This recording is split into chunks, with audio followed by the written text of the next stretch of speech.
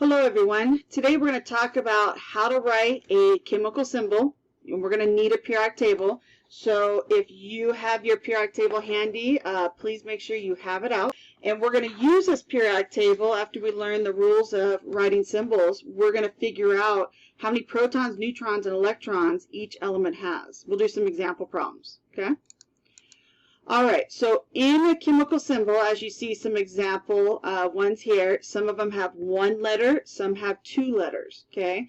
Only recently, the ones that have been discovered, because we do have a couple new elements that have been added to the periodic table, a couple of them may have three-letter symbols. We won't be talking about them in the class because they're brand new, and eventually the scientists, they will change those three-letter symbols into a two-letter symbol, okay?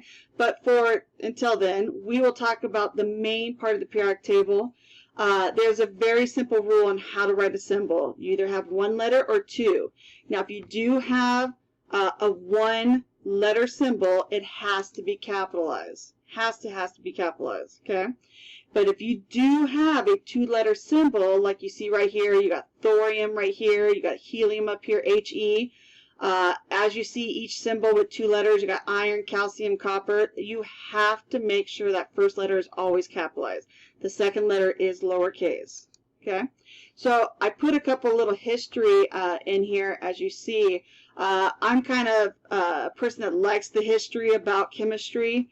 Like how some of the elements got their name, because when you look at symbols like silver right here, some of these elements were discovered so long ago in Latin and Greek time that they're named after Latin and Greek names. Like argentum is silver's name originally, okay, and the symbol is Ag, and it makes sense from the name that it was originally named after.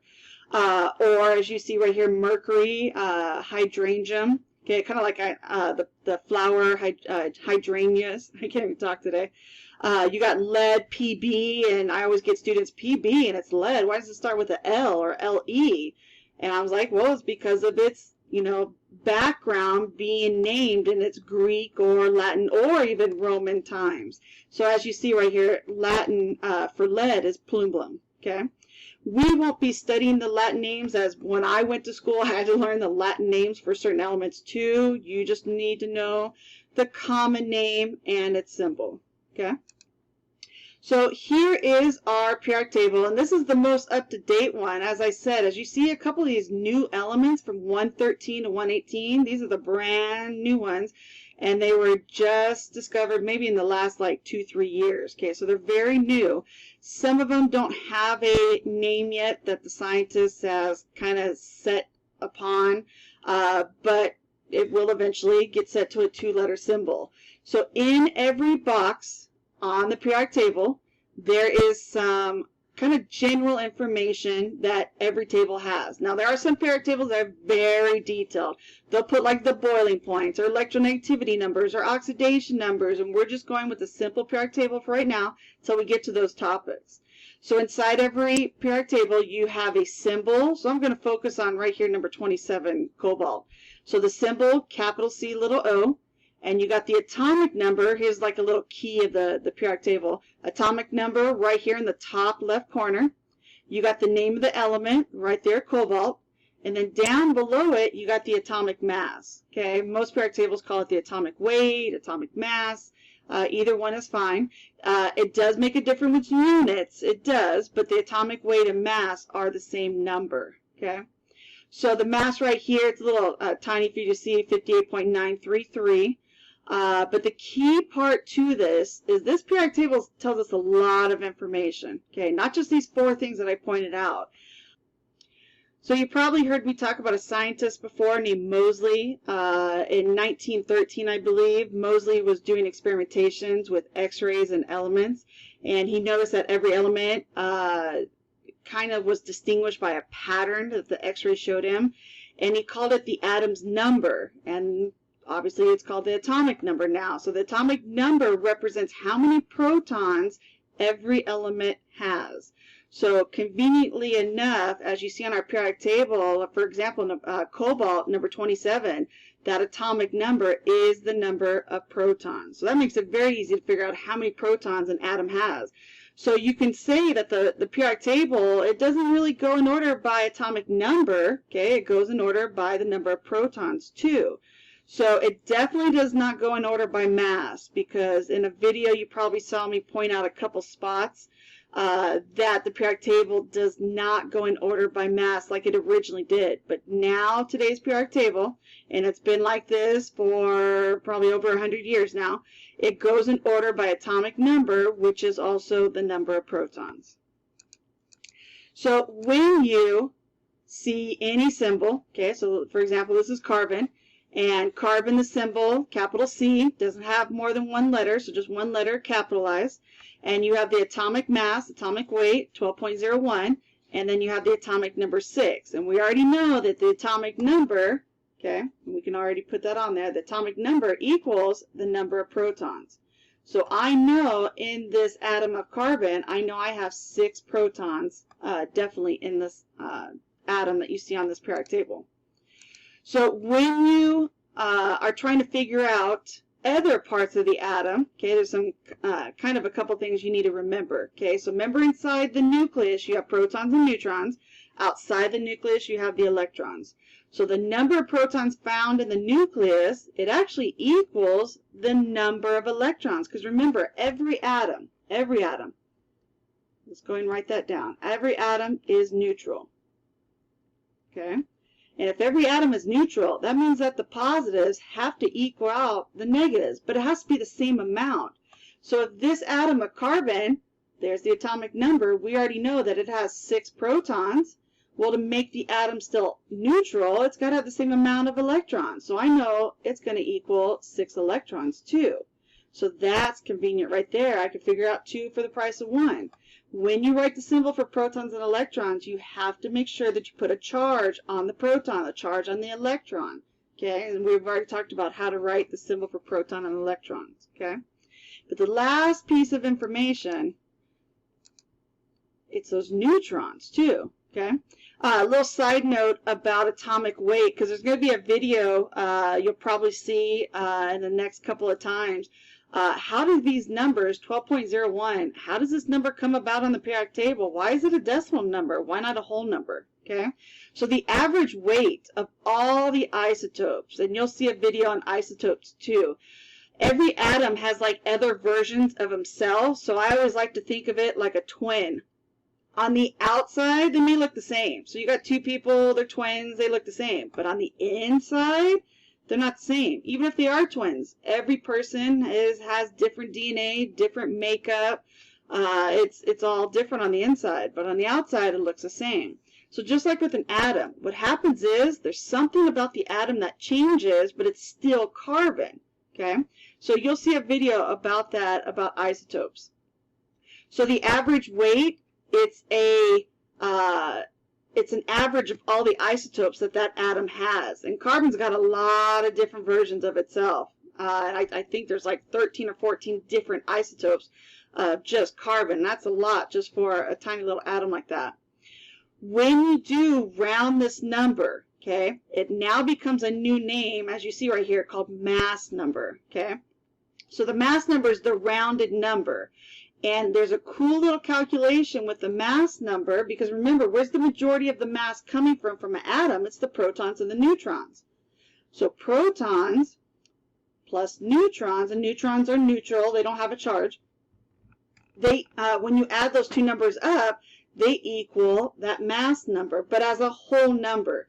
I mean, you can't have a proton like 1.1. You either have the proton or you don't have the proton. You can't like split the proton and call it like 1.5. Okay, so this 12.01, if you round this number to a whole number, you will get 12. And that 12 equals protons plus neutrons. Now I can figure out how many neutrons an atom has by just doing a quick little subtraction. So the atomic weight, as you see right here, 12.01. And if I round that number, it's called the mass number. Okay, there is something else different about it. The units are different too, but we'll get to that when you see the video about isotopes. Okay, so this is called symbol notation. When you write a notation for a symbol, it's got a little rule that goes with it. Okay, so if this is my symbol right here, I'll call it symbol X. I have a mass number and I have the atomic number I need to write with the symbol. Okay, now the rules are very simple. When you write these two numbers, you have to write them on the left side of the symbol. Okay, there's what's called the superscript. Kind of think of it like the exponent on the top. And I know when you do math, usually the exponent's on the right side. But in chemistry, the exponent, when you write a symbol, is on the left side. And then you have what's called a subscript. Okay, so the subscript is the bottom left number. Now that's the atomic number. Okay, and we just learned a couple things about this. The mass number is protons plus neutrons. And the atomic number also equals protons. And because the atom is neutral, and electrons. So I can figure out everything I need to. I just need a periodic table, and I can figure out how many protons, neutrons, and electrons every atom has just by looking at those two numbers. Okay? So this is kind of a summary about how to write that, and we just wrote down the formula for it. So in the top one, it's very key that you pay attention to this A and Z part, okay? Because if you ever get a question on, we'll write the symbol notation for this, but they want you to keep it in this format, the A and the Z, okay? So the A is referring to the mass number, the Z is referring to the atomic number. So as we said, the mass number, when you write this symbol, it has to be a whole number. So you're not going to put for carbon, remember we saw for carbon, you're not going to put that 12.01 as the mass number. So you need to put the rounded number of 12, okay, in the corner. And on here, we already know that the mass is protons plus neutrons. So if I was going to figure out for carbon, carbon 12, and I know from my symbol for carbon that the atomic number was 6, so I'm going to put 6 right down here at the bottom. And so I know that my atomic number is 6, which also equals protons. So I'm going to have 6 protons. And we also know that if the atom is neutral, atomic number is protons plus electrons. Okay, or not plus, but also equals electrons. So I also have 6 electrons. Okay, very simple little calculation. Probably don't even need a calculator, but to figure out that last one, okay, protons plus neutrons equals the mass. Well, for carbon, I know my mass is 12, and I already know I have 6 protons. So something plus 6 has to equal 12, so obviously 6 neutrons. Now, it's very rare you actually get an atom that all 3 numbers actually equal each other. Most of the time, as the atom, and I think it's around neon, I believe, once you get past there, you start to see you actually have more neutrons than you're actually going to have protons. And it just happens. It means something, okay, and we'll get there. But eventually, over time, you will see that this neutron number will actually be more dominating over the protons, okay? But that doesn't really mean anything about how it identifies with an atom. This is very important, this little tiny little sentence right here. I always like to ask students, well, how do you know who an atom is? What identifies it? And the first answer I usually get is the atomic number. Well, it's not the atomic number, okay? The atomic number doesn't identify who it is. If I looked at an atom, I can't say, okay, where's the atomic number in this atom? There is no atomic number. There's 3 particles that make up an atom, and that one of them is an atomic number. Protons, neutrons, electrons. So who identifies who an atom is? It's the protons, because the protons equal the atomic number, okay? So be very careful when you're trying to figure out who identifies who an atom is. So if I say atomic number is 6, yeah, I can go to the periodic table and I can find carbon. But who actually identified who carbon is? It's the number of protons, okay?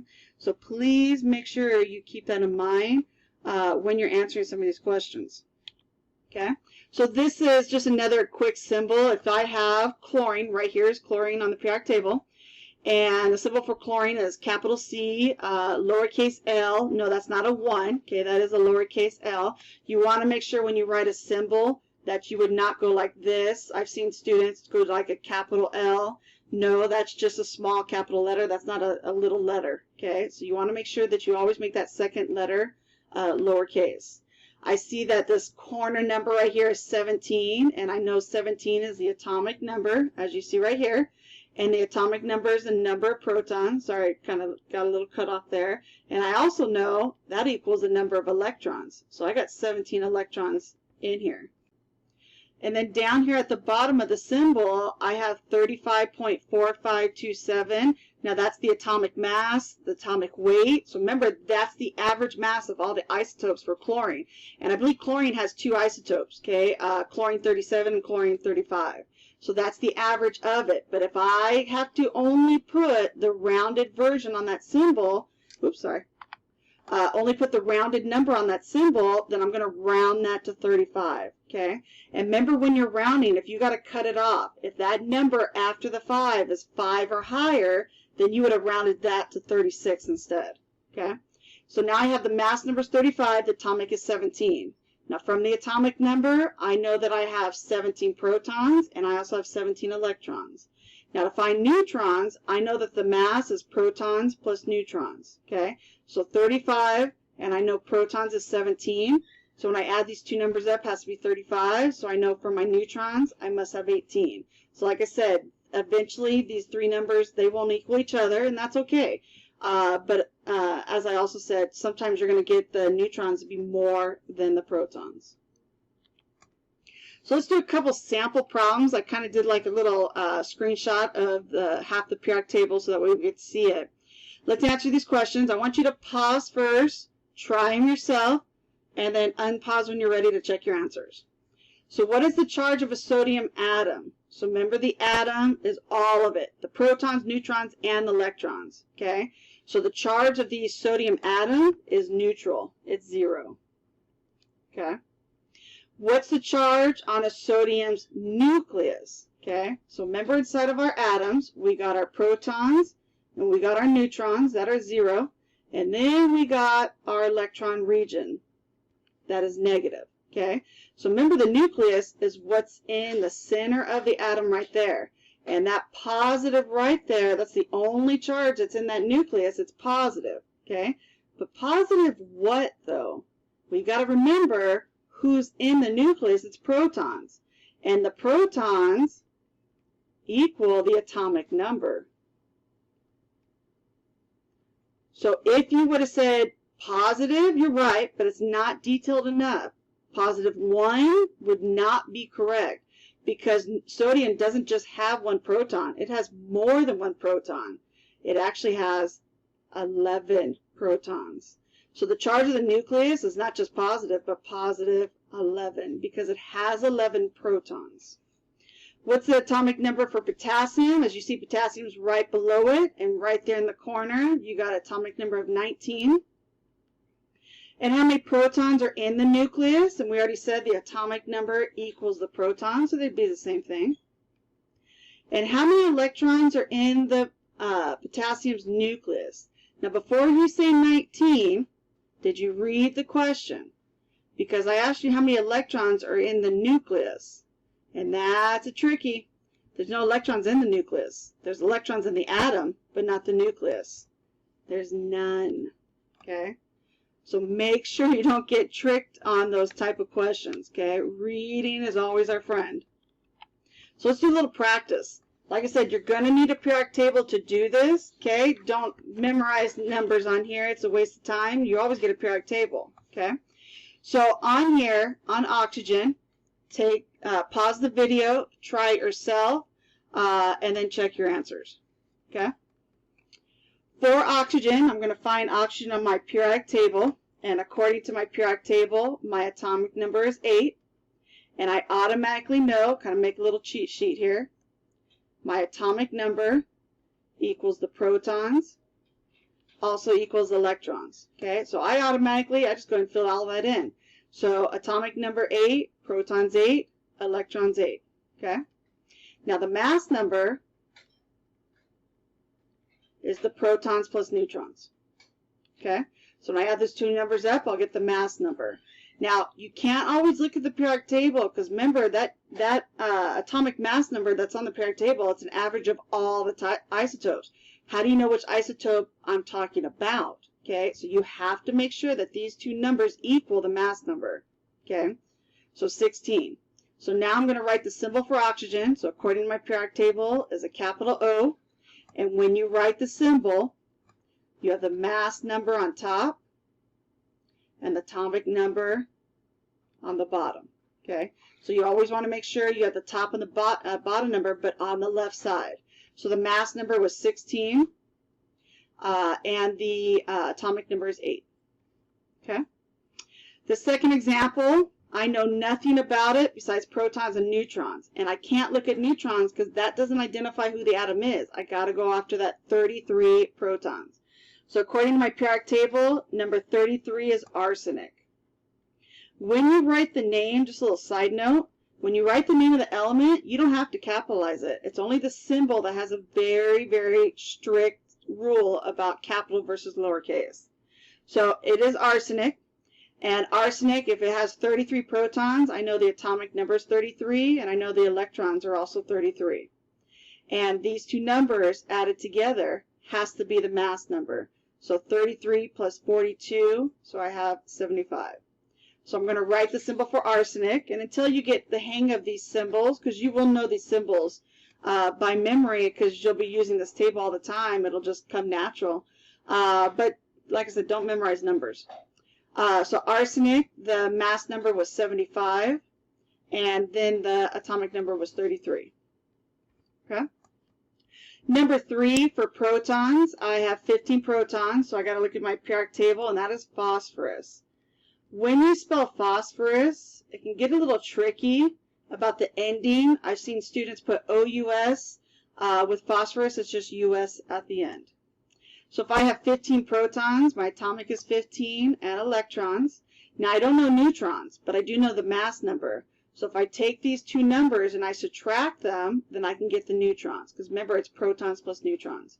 So I have 16 neutrons, and the symbol for phosphorus is a capital P.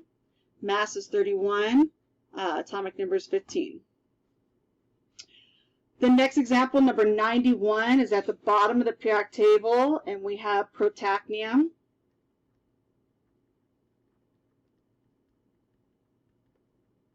Okay, so protactinium, 91 protons, so 91 atomic numbers and electrons. And then I add these two numbers up together, and it gives me the mass. So that looks like, what is that, 231? And for protactinium, the symbol is Pa, so capital P, little a. So on the periodic table, you're going to find a lot of symbols may start with the same letter, but the second letter is definitely always different. So with protactinium, you have 231 as the mass, and the atomic is 91. I know for the next example, sodium, so I can look at sodium to find the atomic number, protons, so forth, so forth. So for sodium, the very first group on the periodic table for sodium, I have atomic number, 11. And the protons are 11, electrons are 11. And for the mass, I know it's 23, so these two numbers have to equal that 23, so that must mean it's a 12. And for the symbol for sodium, because sodium has been around a very long time, it doesn't start with an S. It actually starts with an Na after its Greek or Latin name. So for sodium, it's capital N, little a, and I know it's 23 over 11. Uranium is the very bottom of the periodic table, number 92. So atomic number, protons, and electrons. As you see, as you go through this, you get faster and faster with this. And then 238, when you take these two numbers and subtract them, you'll get the neutrons. And if you need a calculator, there's, no shame in it. So that 238 minus 92, and you get that 146. So neutrons, 146. And for the symbol for uranium is a capital U. And then 238 over 92. The bottom example down here for bromine, so capital B, little r, that's bromine. And I'm going to write the name. Oops, almost misspelled that, that's bad. Bromine right there. And now I know I could look at the periodic table for atomic number, but why would I need to? I already told you right there. Okay, so I don't even have to glance at it, and it is 35. So atomic number 35, protons and electrons. And I also can get the other piece of information I need right there, number 80. 80 is the atomic, or the mass number. So 80, the mass number, and when I take these two numbers, add together, it's got to equal this 80. So I know I must have 45 neutrons. So remember, as I told you, as you go down the periodic table, you're not only going to have more neutrons, the neutrons will not equal the protons, but as you go down the periodic table, it becomes a greater and greater difference between it. So as in sodium, you had 11 versus 12. Bromine is about 20 elements away, and now you have a difference of 10. Okay, and that's okay. When we talk about nuclear chemistry, it's a different chapter. You'll see the reason why the protons and neutrons are different in size. Number 26 on the periodic table, that is Mr. Iron. Okay, and iron for the atomic number is 26, which means protons and electrons, 26. And on the periodic table, I need to look at its mass. Now for iron, I'm just going to write the number down. The average is 55.933. But remember, I need to take that number and I need to round it to a whole number because I don't know the neutrons. So that 55.9, we're going to call that 56. And now these two numbers add together, give me that 56. So what is that, 30? And now I write the symbol. So for iron, same thing, it's been around forever, so its symbol doesn't start with the I, it's actually capital F, little e, and then I have 56 over 26, okay? So hopefully, ladies and gentlemen, that helped you not only figure out how to write a symbol, but can you use this periodic table to get you as much information about the atom as you can? So protons, neutrons, electrons, mass number, atomic number, and so forth, so forth. Okay, so hopefully this helps, and always have your periodic table with you to answer any questions that you may need. Okay, see you on the next one.